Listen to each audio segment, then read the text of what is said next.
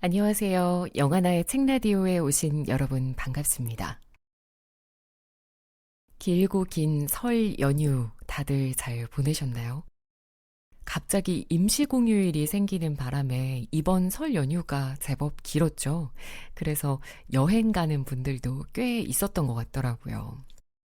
저는 연휴 막바지에 가까운 한옥 숙소를 잡아서 가족과 함께 1박 2일을 보내고 왔거든요. 그 숙소가 산 중턱에 있었는데 훨씬 기온이 낮아서 그런지 지붕에 커다란 고드름이 막 주렁주렁 매달려 있는 거예요. 사람이 밟은 흔적이 거의 없는 새하얀 눈도 거의 발목까지 쌓여 있고요. 그래서 정말 오랜만에 어린 시절로 돌아간 것처럼 아이와 함께 발목까지 쌓인 눈을 푹푹 신나게 밟아보기도 하고 눈싸움도 하고요. 또 지붕에 매달려 있는 고드름 따서 장난도 쳐보고 밤에는 도시에서는 좀처럼 볼 수 없는 별들도 실컷 보고요. 그렇게 힐링을 하면서 설 연휴를 잘 마무리했습니다. 유독 이렇게 길었던 설 연휴 탓에 일상 루틴으로 돌아가기가 조금 힘겹게 느껴지긴 했지만 또 이제 새로운 달 2월이 시작됐으니까요. 다시 힘을 또 내봐야겠습니다. 오늘은 67번째 책을 소개해드리는 날인데요. 오늘의 책은 성난파도 다스리기입니다. 이 책 역시 새로운 한 해를 시작하면서 곁에 두고 읽기 좋은 책인 것 같아서요. 오늘은 소개와 낭독은 물론 우리 구독자 여러분께 이 책을 선물로 드리는 이벤트까지 제가 준비를 했습니다. 자세한 내용은 더보기란과 고정 댓글을 확인해 주세요.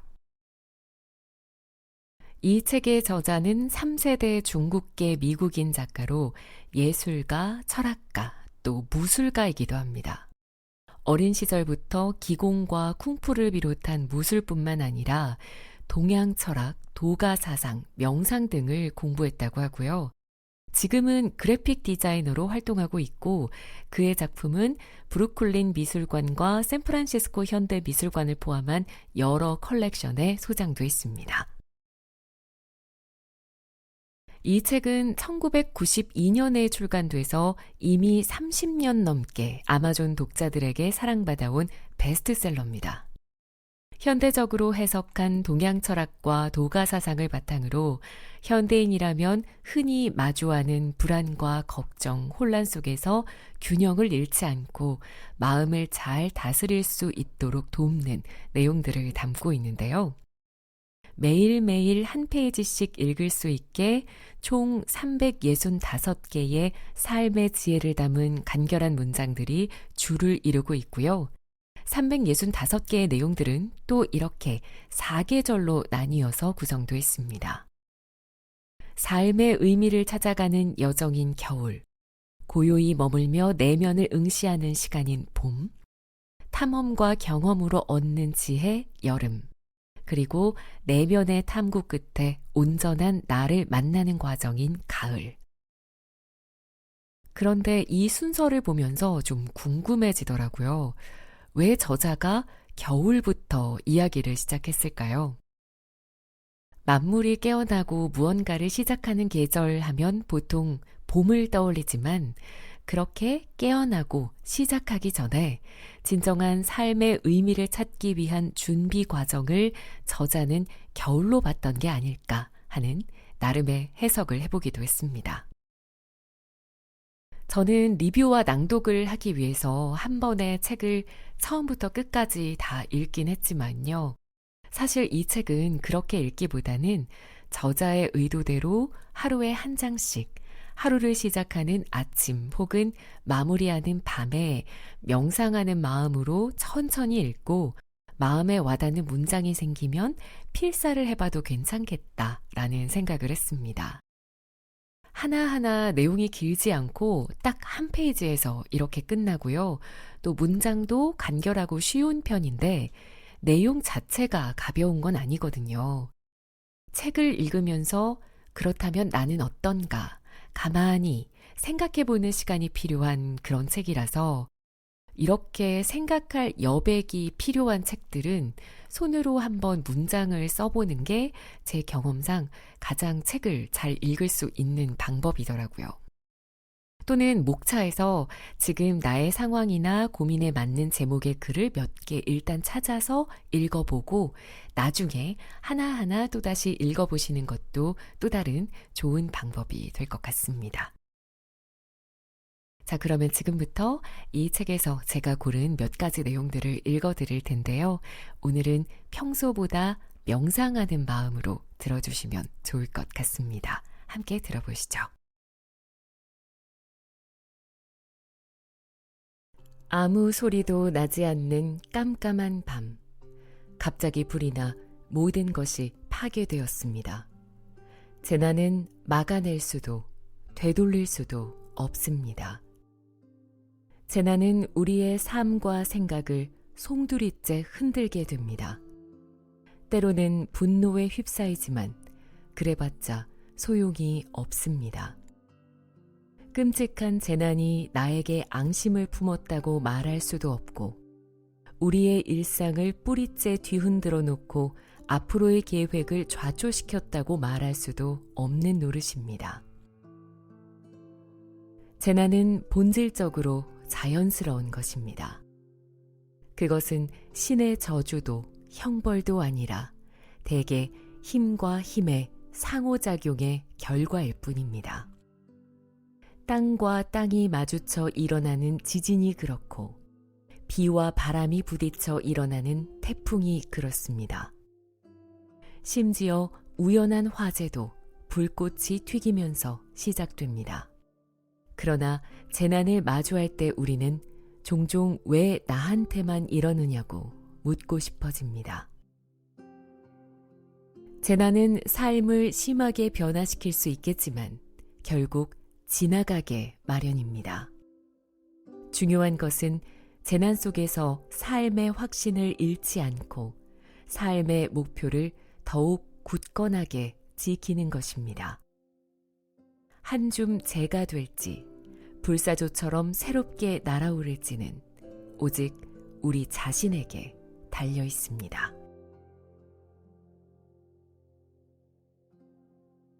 옹이가 많은 고목은 결이 많고 너무 휘어서 목수의 눈에 띄지 않지만 그 덕분에 오래 살아남습니다.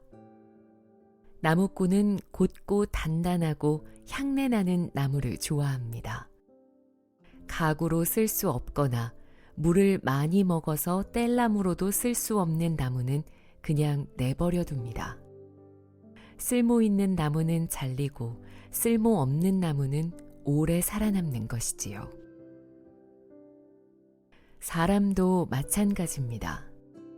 남의 눈에 띄지 않는 평범한 사람은 다소 외로울지는 몰라도 자신만의 평온한 삶을 지켜나갈 수 있습니다. 우리가 그런 평범한 사람 중 하나라면 어떨까요? 남들이 주목하지 않는다고 해서 스스로를 가치 없게 여겨서는 안 될 것입니다. 다른 사람의 평가가 우리의 가치를 재는 기준이 될 수는 없으니까요. 오히려 남의 시선을 의식하지 않고 평온하게 살아갈 수 있습니다. 자신을 쓸모없는 사람이라며 낙담할 필요는 없습니다. 오히려 자유를 누릴 수 있는 기회니까요.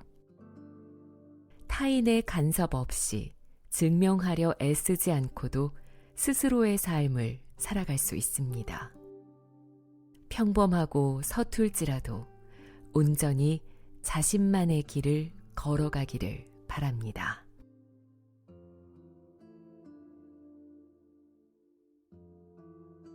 널리 퍼져 있는 근심이 문제입니다. 근심은 정신의 황폐화를 가늠하는 기준이 됩니다. 근심은 아무데도 쓸모가 없습니다. 감정에 눌어붙은 악성 종양과도 같지요. 근심은 우리를 억압하고 몸과 마음을 갉아먹습니다. 그러나 근심에서 벗어나는 것은 말처럼 쉽지 않습니다. 걱정하지 말라는 말은 아무런 도움이 되지 않습니다. 오히려 그러한 말 때문에 더 걱정하게 될 테니까요. 오히려 이럴 때일수록 자신의 길을 계속가면서 할 수 있는 일을 모색하는 것이 더 좋은 방법입니다. 어떠한 문제든 자신의 힘으로 해결할 수 있다면 그 다음에는 거기에 대해서 더 이상 신경 쓰지 말아야 합니다. 다른 사람들에게 일일이 얘기하지 말고 당신의 길을 계속 가길 바랍니다. 행동으로 옮기고 난 후에는 근심이 사라질 것입니다. 근심은 생각 속에서만 존재하며 행동으로 옮길 때 비로소 힘을 잃습니다.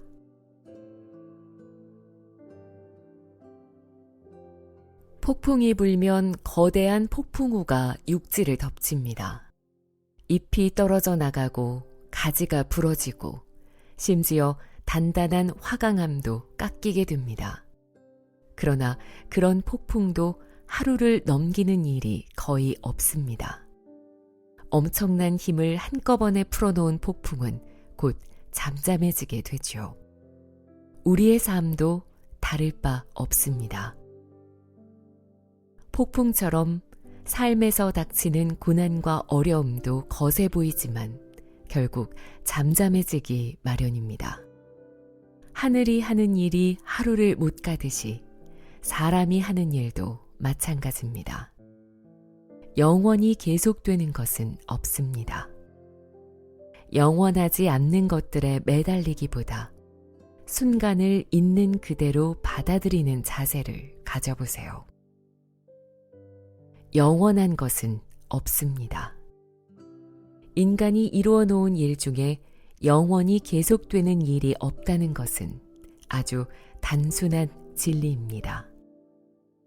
사물과 일의 내재해 있는 일시적인 속성을 깨닫게 되면 오히려 마음의 안정을 찾는 열쇠가 됩니다.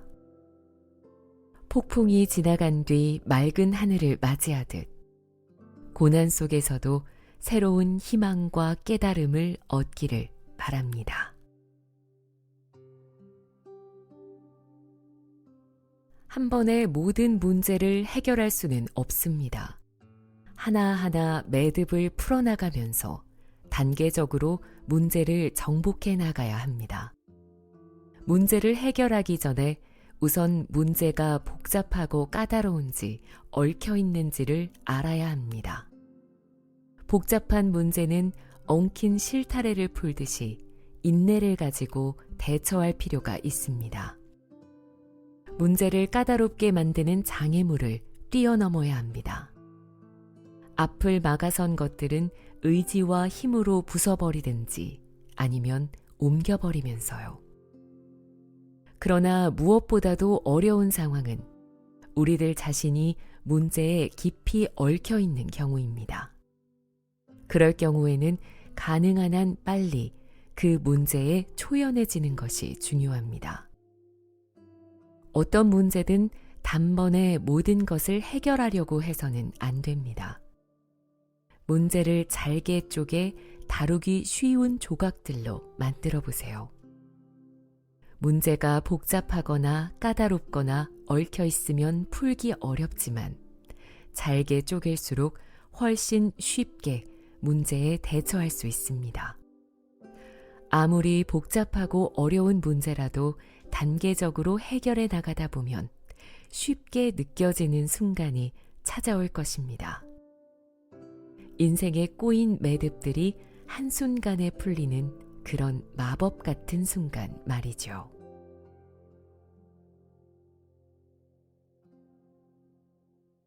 정신 수양은 매일 거듭해야 하는 일입니다.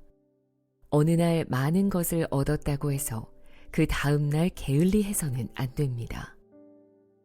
깨달음이란 미묘한 것이어서 헛된 노력처럼 보이기도 하고 매일 아침 일찍 일어나 똑같은 열정으로 수양을 하기가 힘들지도 모릅니다. 그러나 바로 그런 과정이 우리가 해야 할 일입니다. 좋은 스승을 만났거나 타고난 재능이 있거나 좋은 환경에 있을 경우에는 더 많은 노력을 매일매일의 수양에 기울여야 합니다. 아무도 한 번에 하늘까지 뛰어오를 수는 없습니다. 산사에 오르듯이 험한 길을 꾸준히 오르다 보면 언젠가 최고의 정신에 도달하게 됩니다. 계단은 많고 가파르기에 오르는 길은 오래 걸리지만 길가에 늘어선 풍경들을 보면서 기쁜 마음으로 오르다 보면 정상에서 맞이할 경치는 최고로 아름다울 것입니다. 힘이 들어도 자신을 일으켜 세우며 계속 올라가길 바랍니다. 영적인 생애에서 성공은 커다란 사건에 의해서가 아닌 날마다 헌신하는 자세에서 판가름이 납니다. 강철 같은 의지와 성실성이 우리의 성공적인 등정을 보장해 줄 것입니다.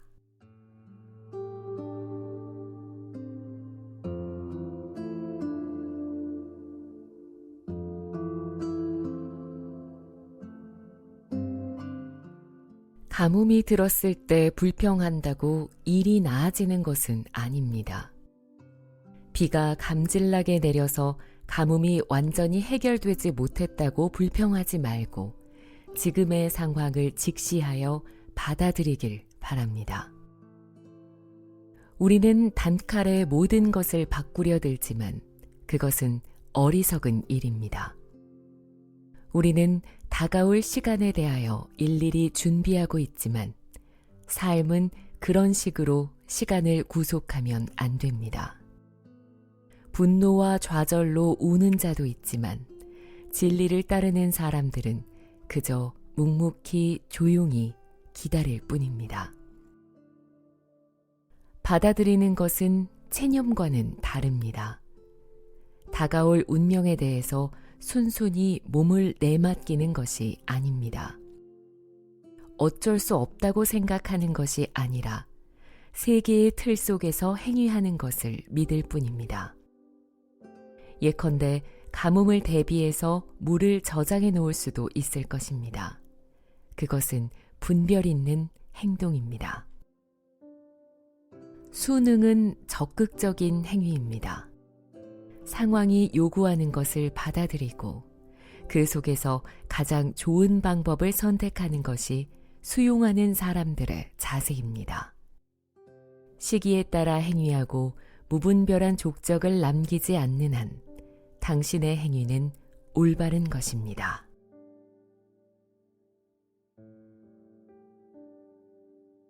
역경에 처했을 때 먼저 역경을 스스로 자초한 것은 아닌지 곰곰이 생각해 보세요.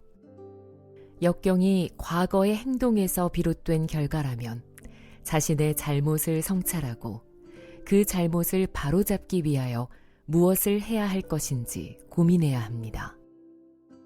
역경이 성격적 결함 때문이라면 결함을 고치고 잘못을 반복하지 않도록 노력하면 상황은 자연히 해결될 것입니다. 중요한 것은 문제를 해결하는 방법을 우리 내면에서 찾아야 한다는 것입니다. 운동선수는 경기를 할 때 자기 기록을 갱신하려고 항상 최선을 다하듯 우리도 자신을 진지하게 성찰해야 더 나은 사람이 될 수 있습니다. 내면으로 깊숙이 들어가서 우리를 방해하는 것들을 극복할 수 있는 방법을 찾아내는 것. 이것이 바로 자기 수양의 핵심입니다. 역경은 우리에게 더 큰 힘을 제공합니다. 문제를 극복하고 나면 우리는 더욱 자신감을 얻고 더 큰 문제를 처리할 수 있는 능력을 얻게 되지요. 그러니 고통스러울 때는 내면의 거울을 들여다보세요. 문제에 과감하게 맞서고 해결하는 과정을 통해 더 강해지세요. 한층 더 성장한 나의 모습을 보게 됩니다.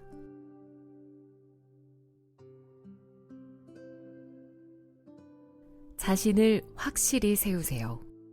여기에 오늘 이 순간에 당신이 할 일을 잘 생각하고 목적을 이루고자 하는 결의가 흔들리지 않도록 하세요. 누군가의 길을 따르지 마세요. 당신 스스로의 길을 만들어 보세요. 인생의 길을 걷고자 하는 결의가 가장 소중한 자산입니다.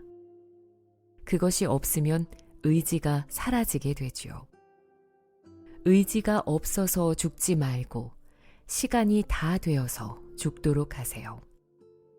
살아있는 동안은 의지로 인생의 고난에 맞서기를 바랍니다. 방해하는 것들을 물리치고 꿈을 이루기를요. 그렇게 된다면 꿈도 꾸지 못했던 행복을 만날 것입니다. 눈앞에서 가장 힘든 순간이 닥쳐올지도 모릅니다. 엄청난 슬픔도 알게 될 것입니다. 그래도 그대로 받아들이기를 바랍니다. 인생이란 원래 그런 것입니다. 허무맹랑한 얘기나 황당한 설명에 기대어 이 엄연한 사실을 피하려 들지 마세요. 매일 당신의 수명은 24시간씩 줄어듭니다. 당신이 이 세상에서 원하던 것을 이루고 죽음의 순간에 당신의 의지를 해방시켜야 합니다. 어쩌면 삶은 죽음으로 끝나는 하나의 창조물인 것입니다. 그 순간까지는 굳은 결의로서 삶을 노래하기를.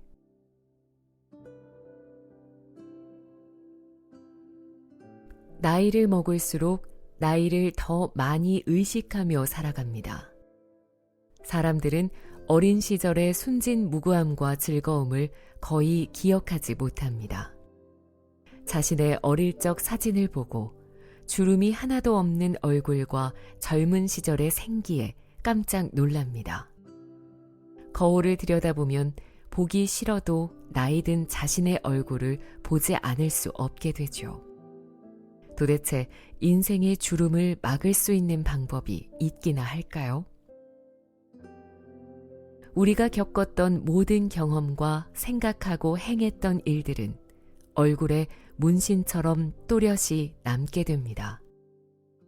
어떤 그림과 형태를 남기느냐는 어느 정도 우리 자신에게 달려 있습니다. 문신을 새기는 사람한테 가서도 그림을 고르는 것은 자신입니다. 인생에서도 마찬가지입니다. 우리가 무슨 일을 하고 어떤 사람이 될까를 결정하는 것은 자신의 결정에 달려 있습니다. 아무 생각 없이 인생을 살아서 안 될 이유는 없습니다. 그러다 우연히 우리의 형태를 결정지을 수도 있으니까요.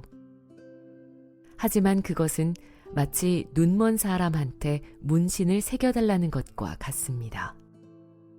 우리가 추한 모습으로 남든 아름다운 모습으로 남든 그건 우리 책임입니다.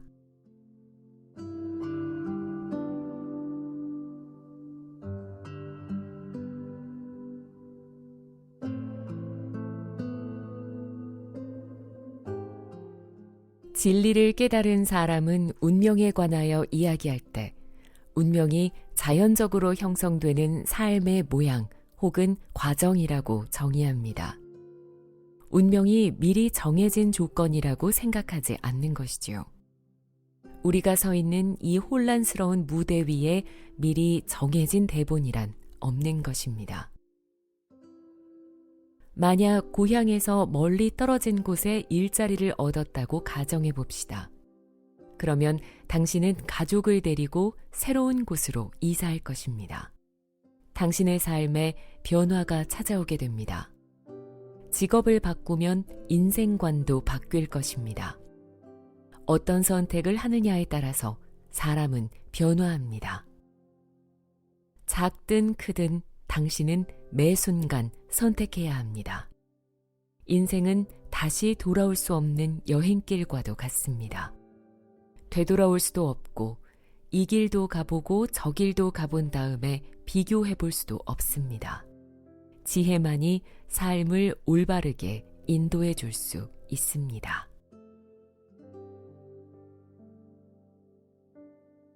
사람들은 반복의 힘에 관하여 거의 인식하지 못합니다.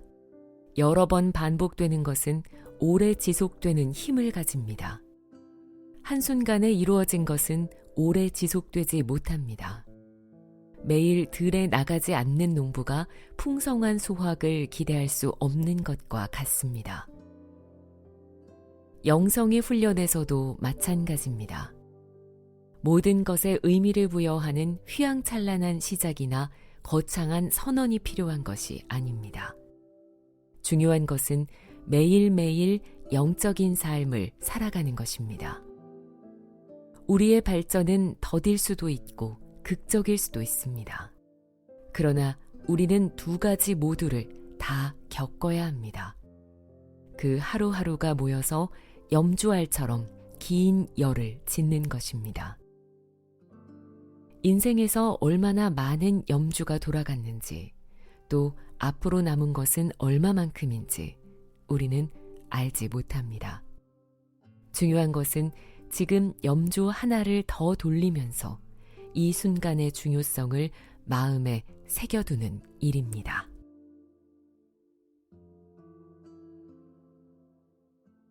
어제의 선행을 바탕으로 오늘의 선행이 쌓이는 것입니다. 끊임없이 우리의 행위에 주의를 기울여야 하는 이유는 그 때문입니다. 검소한 사람을 예로 들어보자면 그들은 음식 찌꺼기를 버리지 않고 비료로 재활용합니다.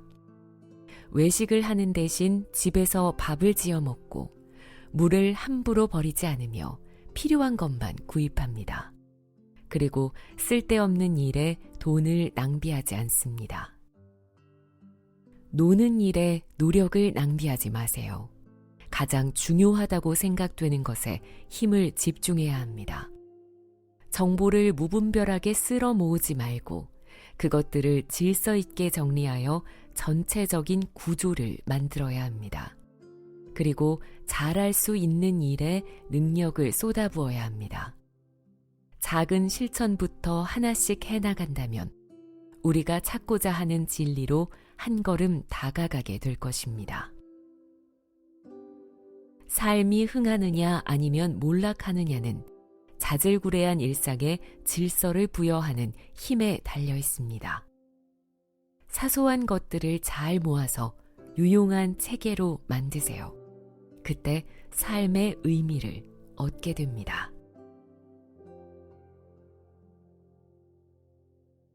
어렸을 때 많이 내던 수수께끼 하나가 있습니다.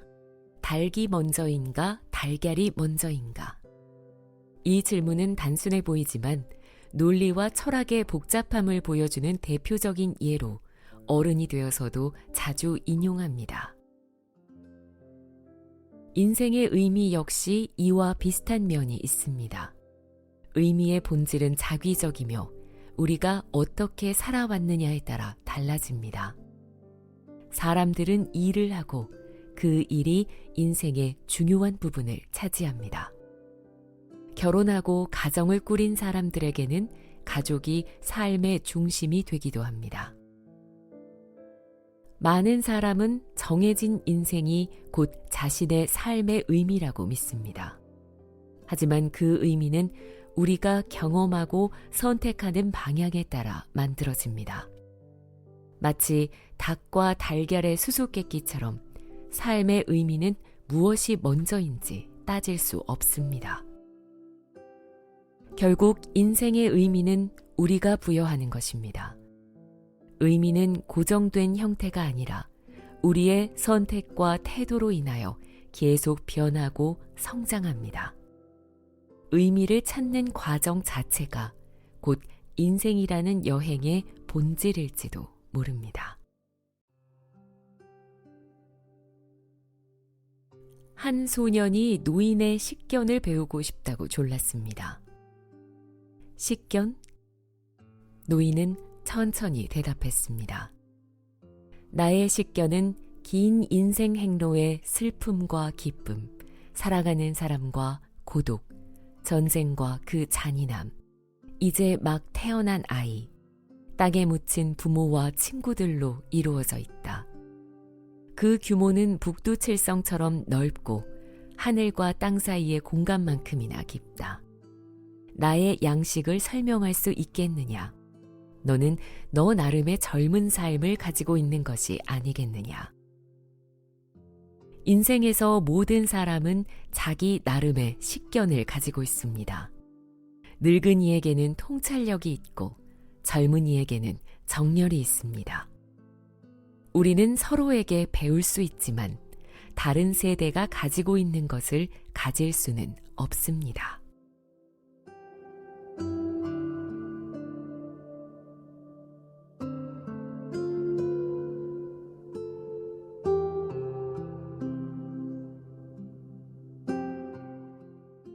우유부단함과 미루는 버릇은 자신을 좀먹게 합니다. 일을 시작하기 전에 모든 것이 완전하게 준비되기를 기다리거나 부분적인 해답을 혐오하는 사람은 자신을 불행하게 만듭니다. 무슨 일을 하는데 이상적인 환경이란 없습니다. 모든 상황에는 다 불확실함이 있기 마련입니다. 불투명한 상황을 답답해하지만 현명한 사람은 이를 잘 이용합니다. 행동하기 전에 원하는 모든 것이 완벽하게 갖추어져 있기를 바라는 사람은 여행을 하지 않고 목적지에 이르기를 바라는 사람과 다를 바 없습니다. 여행 자체는 목적만큼이나 중요합니다. 한 걸음 한 걸음이 삶에 이르는 중요한 지혜니까요. 한꺼번에 모든 문제를 해결할 수 없을지라도 일단 시도는 해봐야 하지 않을까요? 문제를 다루기 쉽도록 작게 만들면서 인생이라는 답안지에 차근차근 해답을 채워나가세요. 성공은 작은 것들을 쌓아서 건물을 짓는 일이라는 것을 알게 될 것입니다.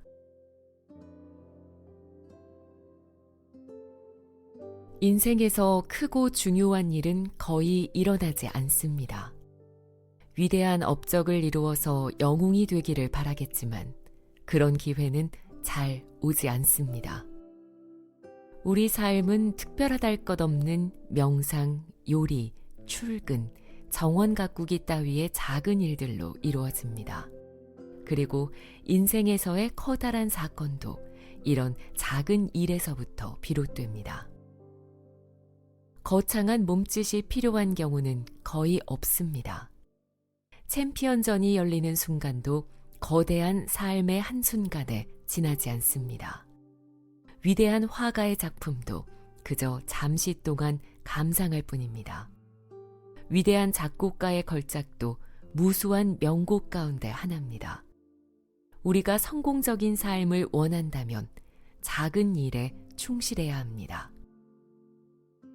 곁에 있는 작은 기회들을 무시하고 근사하고 큰 일이 일어나기를 기다리는 어리석음을 범하지 마세요. 이런 사람은 인생이 완전해지기만을 기다립니다.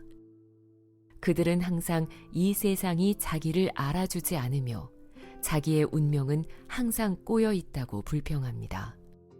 그러나 눈을 조금만 돌리면 가까이에 좋은 기회들이 널려 있다는 것을 알게 됩니다. 겸허한 마음으로 고개를 숙이면 뜻하지 않은 보물을 손에 쥘 수도 있을 것입니다. 창조성은 화가나 작가, 음악가에게만 필요한 것이 아닙니다. 창조성은 모든 사람에게 필요하지요. 그림을 그리거나 문제를 해결하거나 글을 쓰는 것과 같은 외적인 창조성과 달리 모든 사람이 추구해야 하는 창조성은 바로 배움입니다. 우리가 계속 배우고 새로운 관념과 기술을 받아들이고 우리 자신과 우리를 둘러싼 세계에 대한 이해를 넓히는 것은 우리의 창조성을 발휘하는 일입니다. 계속 발전해 나가고 활기차게 인생에 참여하는 어른들의 공통점은 끊임없이 배움을 찾아 나선다는 것입니다. 그들은 배우는 행위를 하는데 끊임없이 새로운 방식을 찾아내고 있습니다. 삶의 새로운 국면으로 접어들면 많은 것들이 변합니다. 나이 60에 10대처럼 행동할 수는 없겠죠. 우리는 상황에 따라 자신을 변화시켜야 합니다. 계속된 창조력의 발휘는 우리를 젊게 하는 힘이 됩니다.